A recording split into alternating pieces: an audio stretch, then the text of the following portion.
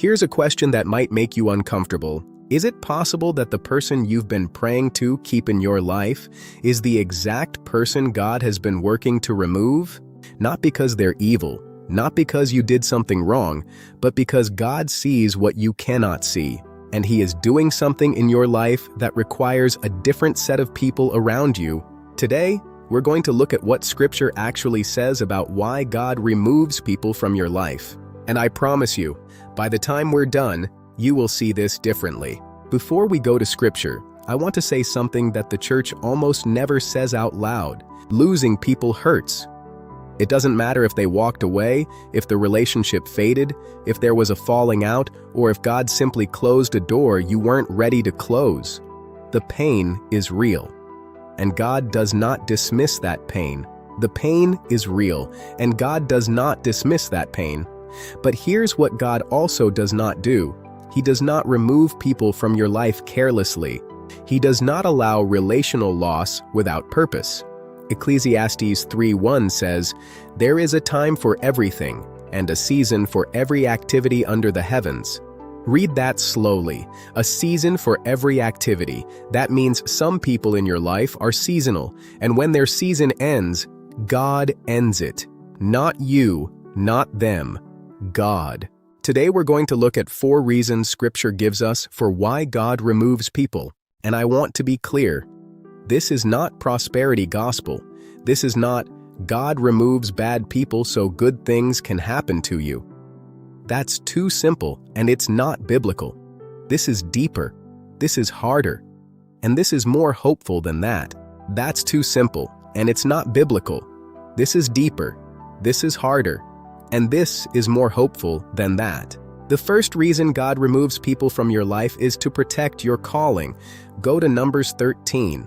Moses sends 12 spies into Canaan. 10 come back and say, "We can't do this. The people are too strong." 2, Joshua and Caleb, and say, "We can absolutely do this. God promised." What happened next is stunning. God said, the 10 who brought the bad report will not enter the promised land.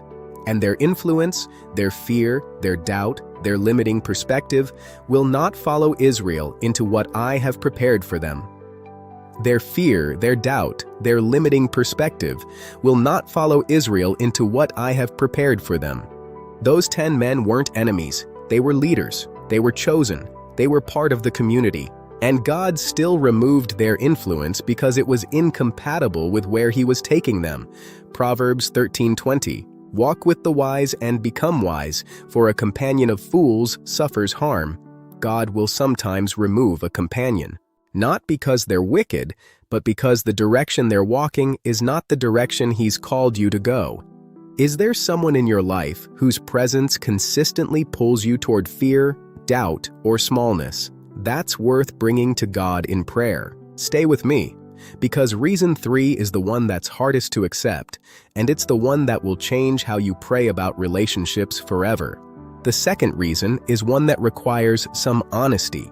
Sometimes God removes people from your life not because they were bad for you, but because you were not yet the person those relationships required. Go to Genesis 37. Joseph's brothers sell him into slavery. From the outside, this looks like betrayal, abandonment, and injustice. And it was. But look at what God does with it.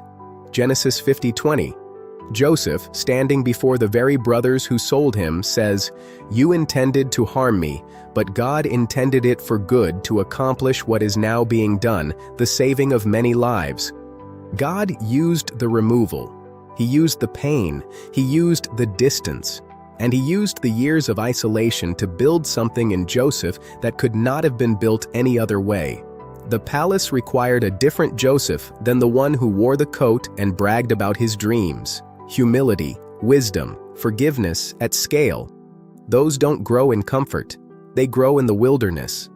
Those don't grow in comfort. They grow in the wilderness. Sometimes the relationships God removes are not the problem. You are being prepared.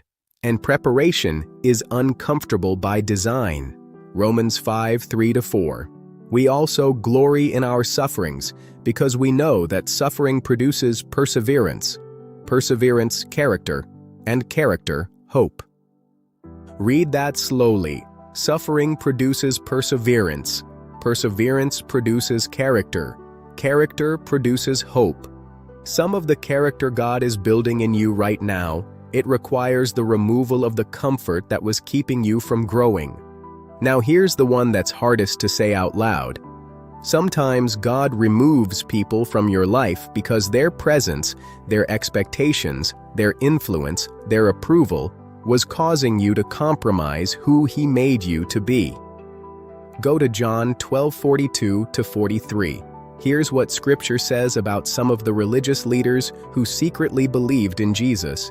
Yet at the same time, many even among the leaders believed in Him. But because of the Pharisees, they would not openly acknowledge their faith for fear they would be put out of the synagogue, for they loved human praise more than praise from God. This is not a small problem. This is the human problem. We shape ourselves around the people we want to keep, and sometimes God removes those people because He loves you too much to let their approval become your God. Galatians 1:10. Am I now trying to win the approval of human beings or of God? Or am I trying to please people? If I were still trying to please people, I would not be a servant of Christ. Paul is being direct here. You cannot serve Christ fully and spend your life managing what people think of you. Those two things are in constant tension, and God will sometimes resolve that tension by removing the source of the approval you've been seeking. This is not punishment, this is freedom, even when it doesn't feel like it. Let me pause here and ask you something directly. Is there a relationship you've been grieving that God may have already spoken to you about letting go? And you've been holding on because letting go feels like failure? The fourth reason, and this is the one the Bible shows most consistently across the Old and New Testament, is that God removes people to position you for your purpose. Abraham was called out of Ur, away from his father's household, away from everything familiar. Genesis 12:1. Go from your country, your people, and your father's household to the land I will show you. Moses fled Egypt. 40 years in the wilderness, every connection to power and prestige removed. And it was in that wilderness, in that isolation, that he encountered the burning bush. David was removed from his family when Samuel anointed him. His brothers didn't believe in him. His father didn't even call him in from the field initially, and God chose him anyway, precisely because David had spent years alone with God when no one else was watching. Now, look at Paul. Acts 9. Saul of Tarsus is struck down on the road to Damascus. His entire identity, his community, his status, his purpose, his career, all of it removed in a single moment. And from that removal came the man who would write half of the New Testament. Here's what God actually says about this pattern. Isaiah 43:18-19. Forget the former things. Do not dwell on the past. See, I am doing a new thing. Now it springs up. Do you not perceive it? I am making a way in the wilderness and streams in the wasteland. A new thing. It springs up in the wilderness, not in the familiar, not in the comfortable, in the wasteland, the place that looks like loss. Some of you are in that wasteland right now, and what feels like abandonment is actually alignment.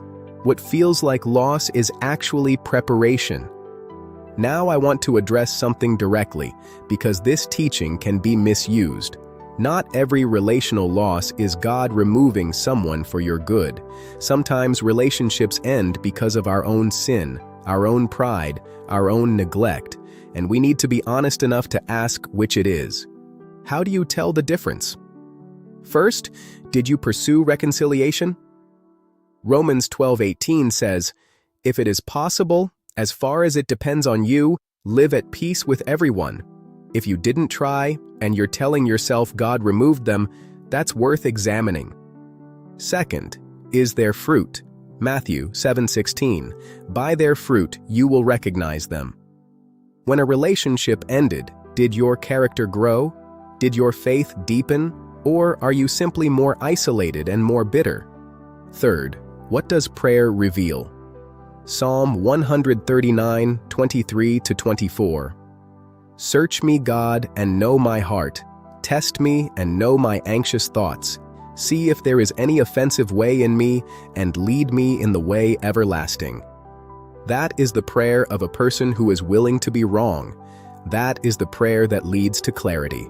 That is the prayer of a person who is willing to be wrong. That is the prayer that leads to clarity. This leads to clarity. God does not remove people to make life easy. He removes them so your life becomes aligned with His purpose.